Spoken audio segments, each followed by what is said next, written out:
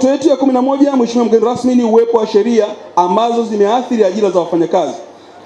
Serikali imetunga sheria ya huduma ya vyombo vya habari ya mwaka 2016 ambayo imeanza kutekelezwa hivi sasa.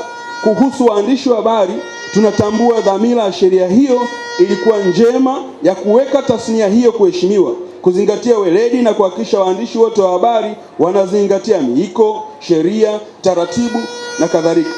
Kwa upande mwingine, sheria hiyo imeathiri wafanyakazi wengi katika tasnia hiyo, kwa kuwa sheria hiyo imewakuta baadhi ya wafanyakazi wakiwa katika fani hiyo kwa zaidi ya miaka 20 huku wakizingatia miiko yote.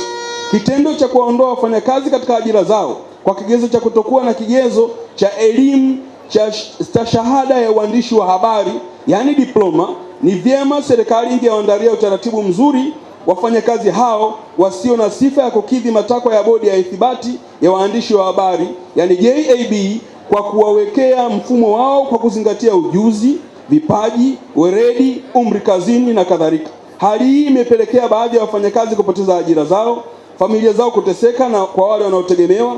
Ukirejelea watumishi wa umma walioajiriwa na vyeti vya darasa la 7, serikali iliweka utaratibu mzuri kwa wafanyakazi kujiendeleza huku wakiwa kazini na baadaye wakapata sifa stahiki.